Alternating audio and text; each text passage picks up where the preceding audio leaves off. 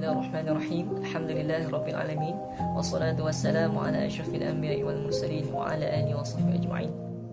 Yang pertama sekali bersyukur kita kepada Allah Subhanahu wa taala kerana dengan limpah kurnia-Nya dapat lagi kita ni merasa nikmat iman dan juga Islam, dan bersyukurlah kita kepadanya masih juga dapat kita ni untuk hidup.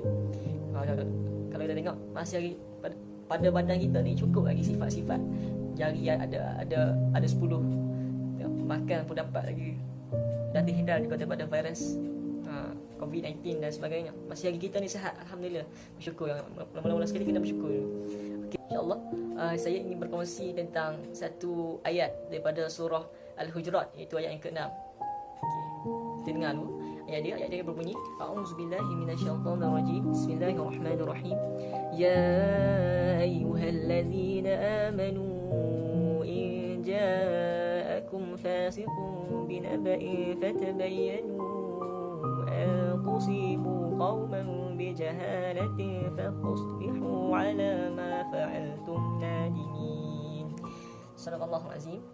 Ayat dia bermaksud, wahai orang-orang yang beriman, jika seseorang yang fasik datang kepada kamu membawa sesuatu berita, maka telitilah kebenarannya agar kamu tidak mencelakakan suatu kaum kerana kebodohan yang akhirnya kamu menyesali perbuatan itu. Sadaqallahul azim. Jadi kalau kita tengok berdasarkan ayat tadi, ada asbabun nuzul dia tentang seorang utusan Nabi Muhammad yang bernama Walid bin Uqbah. Walid bin Uqbah ni diutuskan oleh Nabi Muhammad untuk pergi ke satu tempat yang bernama, satu perkampungan yang bernama Bani Mustalaq.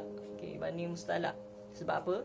Sebab Al-Walid diutuskan adalah untuk mengutip zakat. Jadi Al-Walid bin Uqbah ni pergilah ke tempat tu. Bila dia pergi dia tengok orang-orang kat perkampungan Bani Mustalaq. Dia tengok ramai yang keluar berbondong-bondong, keluar beramai-ramai. Jadi dia ingat yang keluar beramai-ramai tu ingat nak serang dia.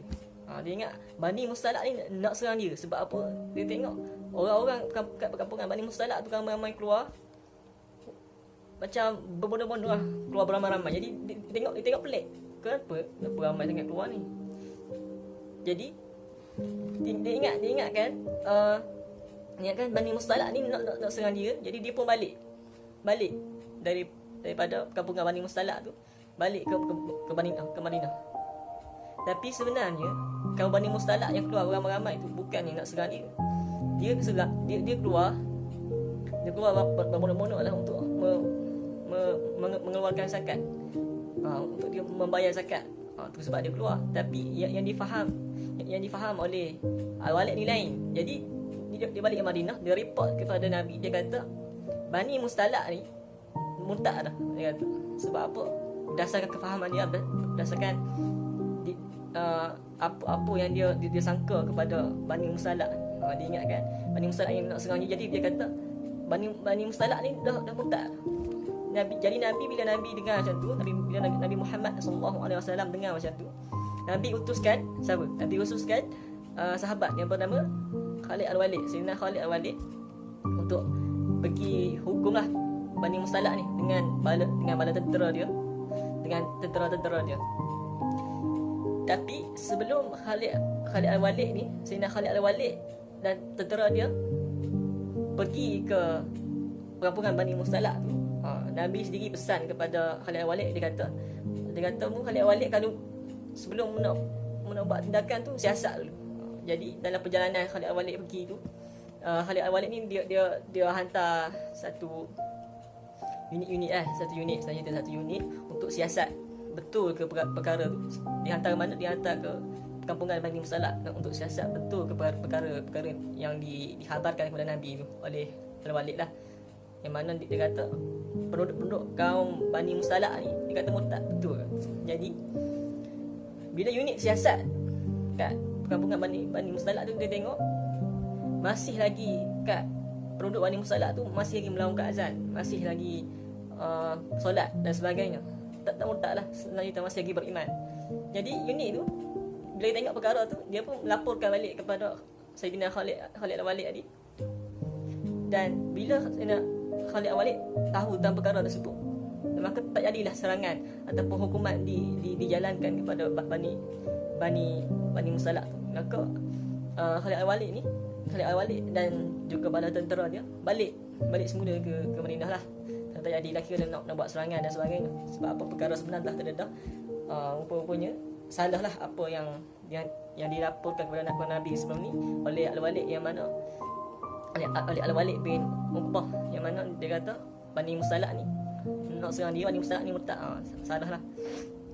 Okay, kalau kita tengok berdasarkan asbabun nuzul dia tadi, tentang betapa pentingnya untuk bertabayun, untuk kita siasat, untuk kita teliti satu perkhabaran, satu berita yang kita dapat daripada seorang ataupun yang kita dapat daripada mana-mana yang kita tak jelas lagi tentang kebenaran dia, dan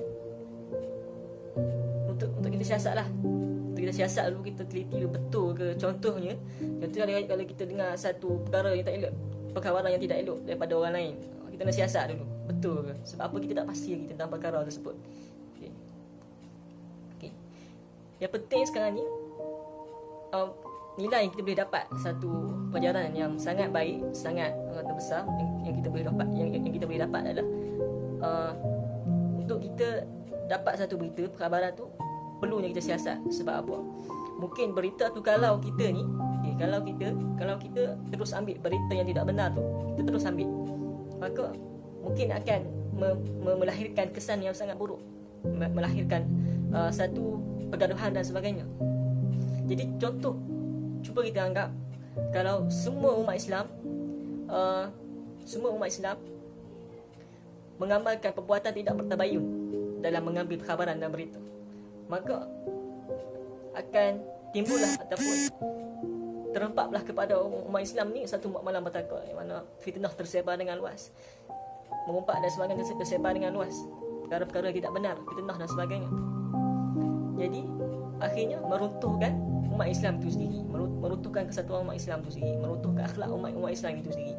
Yang ni yang kita tidak mahulah, yang perlu kita elakkan, yang perlu kita ambil pelajaran daripada ayat tadi, ayat surah Al-Hujurat ayat yang ke-6 tadi, dan juga asbabun nuzul ayat tersebut.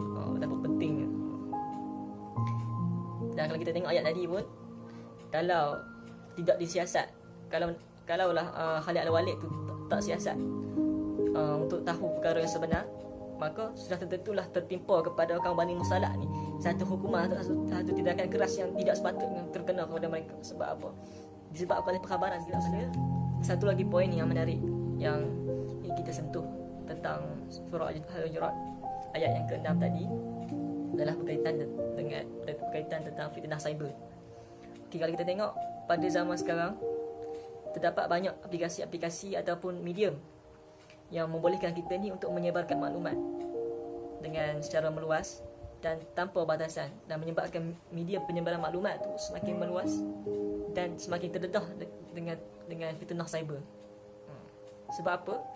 Melalui aplikasi seperti WhatsApp, Instagram, Facebook dan sebagainya, membolehkan kita ni nak sebarkan maklumat, perkara-perkara yang tidak betul, berita-berita yang palsu dan sebagainya, membolehkan kita ni untuk juga memburukkan orang lain melalui medium ni. Sebab apa? Dengan medium ni boleh je kita nak send, boleh je kita nak forward satu mesej, satu berita yang tak betul. Terlalu mudah, tidak perlu rangkaian antara kita dengan orang lain, tidak perlu. Tapi hanya dengan kita tekan butang send je, jadi perkara tu menyebabkan tersebarnya perkara-perkara yang tidak betul tu, berita-berita palsu. Dan juga kalau kita tengok betapa luasnya medium ni, melalui seorang sahaja dapat menyebarkan berita kepada seluruh dunia. Seperti kita tahu macam Instagram, Facebook dapat menyebarkan berita kepada seluruh masyarakat yang ada di dunia. Jadi berita palsu ke, berita yang benar ke, yang orang baca tentang mesej atau yang kita hantar, yang kita sebarkan, jadi mesej itu dapat dibaca oleh semua orang. Okay. Jadi sangat teruklah kalau kita tengok pada zaman sekarang betapa mudahnya untuk berlakunya sesuatu fitnah itu, dan juga kita boleh katakan sebagai fitnah cyber. Okey. Sebab apa? Ianya berlaku dalam media massa lah. Okey, seterusnya kita tengok kepada faktor. Sebab apa? Sebab apa kita ni selalu rasa, sebab apa berlakunya fitnah cyber ni adalah disebabkan oleh iman kita sendiri sebenarnya. Iman kita sendiri yang tidak mampu untuk kita ni menahan hawa nafsu kita, untuk kita ni nak memburuk-burukkan orang lain. Sebab apa? Syaitan ni memang dia ni nak membuatkan kita ni untuk melaga-lagakan antara umat Islam, untuk kita ni memburuk-burukkan sesama kita orang Islam ni, untuk kita ni memfitnah, untuk kita mengumpat, untuk kita ni umat Islam ni berpecah, supaya tak adanya kesatuan dalam umat Islam ni. Dan benda ni kita boleh rujuk dalam surah Al-Maidah ayat yang ke-91 yang berbunyi, A'udzubillahi minasyaitonirrajim. Innama yuridu syaitanu an yuqi'a bainakumul adawata wal baghdha'a fil khamri wal maisir wa yasuddakum 'an dzikrillahi wa 'anis shalah fahal antum muntahun. Maksudnya, dengan minuman keras dan judi itu, syaitan hanyalah bermaksud menimbulkan pemusuhan dan kebencian di antara kamu dan menghalangi kamu dari mengingati Allah dan melaksanakan solat. Maka tidakkah kamu mahu berhenti? Secara khusus ayat ini menunjukkan ataupun ditujukan kepada orang yang berjudi, orang yang minum arak, orang yang mabuk. Tapi secara umum kita tahu bahawa, dalam ayat ini kita tahu bahawa syaitan ni memang nak menyesatkan kita, memang nak menimbulkan pemusuhan antara sama kita umat Islam. Sajalah kita tahu. Jadi pentingnya untuk kita ni betul-betul jaga iman kita, untuk betul kita jaga mulut kita, jaga perbuatan kita, supaya tidak menyebabkan, supaya tidak tersebarnya perkara-perkara yang buruk kepada orang lain, supaya tidak tersebarnya fitnah-fitnah dan sebagainya. Kerana dengan itu kita ni dapat mencapai matlamat yang ingin dicapai oleh syaitan sendirilah, untuk kita, supaya kita ni umat Islam ni berpecah, supaya umat Islam ni bertelagah antara sesama sendiri. Itu sangat bahaya sekali. Jadi sama-samalah kita untuk kita tengok, kita rujuk balik ayat yang ke-91 ni, supaya kita dapat muhasabah diri kita, supaya kita dapat muhasabah diri kita, supaya kita tidak terjebak dalam fitnah cyber. Dan untuk tambahan lagi, fitnah cyber ni ataupun fitnah sendiri, akibat dia, azab dia sangatlah berat. Kita tengok maksud daripada ayat surah An-Nur ayat yang ke-19.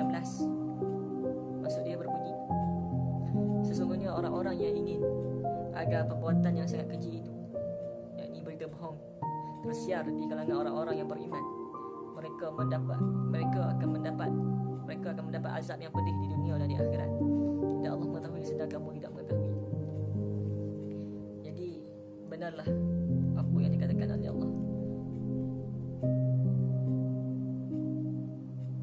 Jadi berdasarkan maksud ayat surah An-Nur ayat yang ke-19 tadi, jelaslah kita dapat tahu bahawa azab seksa yang sangat pedih, sakitnya untuk ditanggung kepada orang-orang yang suka untuk menyebarkan berita-berita yang palsu, berita-berita yang tidak benar, untuk menyebarkan fitnah dan sebagainya. Jadi penting untuk kita ni bertabayun dulu. Saya pakai benda tu bertabayun dulu. Sebab apa? Kita ni selain kita nak jaga iman kita, kita juga nak jaga diri kita daripada azab seksa Allah. Kita nak ingat azab seksa Allah bukannya orang kata main-main, kena satu perkara yang boleh kita buat main-main. Jadi selalulah kita ni bertabayun dalam kita ni menyebarkan berita, dan kita ni menerima khabaran